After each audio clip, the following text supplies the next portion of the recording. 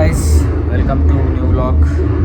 ಇವತ್ತು ಆಮ್ಡೆಗೆ ಇವತ್ತು ಸ್ವಲ್ಪ ಟಾರ್ಗೆಟ್ಸ್ ಇಟ್ಕೊಂಡಿದ್ದೀನಿ. ಟಾರ್ಗೆಟ್ಸ್ನ ಕಂಪ್ಲೀಟ್ ಮಾಡಬೇಕು.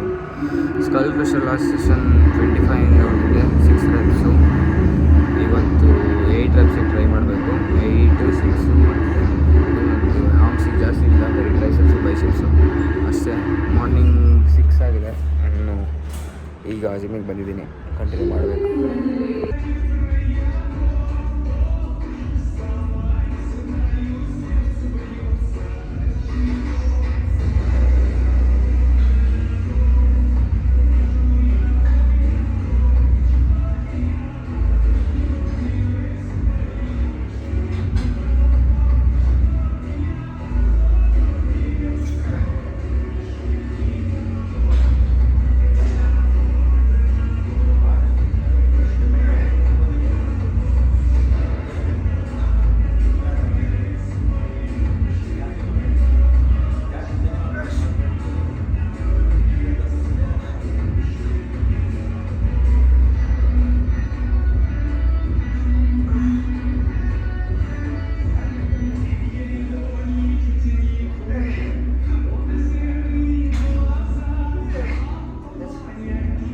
ಗೈಸ್, ಟ್ರೈಸೆಪ್ಸ್ ಸ್ಕಲ್ ಕ್ರಷರು ಸೆಷನ್ ಮುಗೀತು.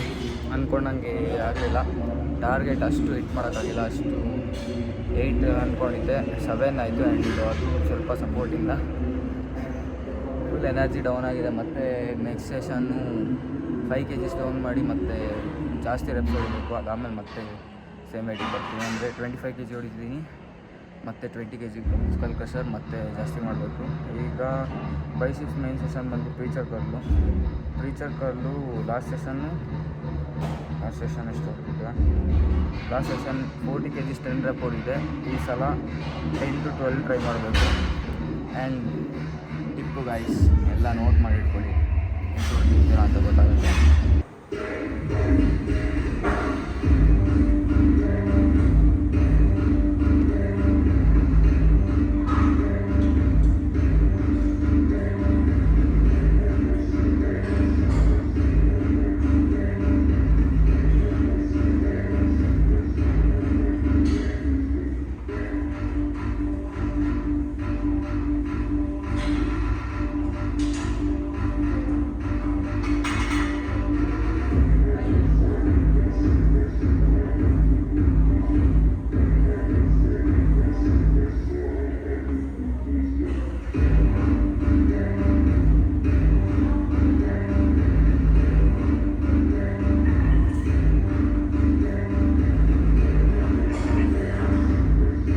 ಸೊ ಗೈಸ್, ವರ್ಕೌಟ್ ಸೆಷನ್ ಎಲ್ಲ ಮುಗೀತು.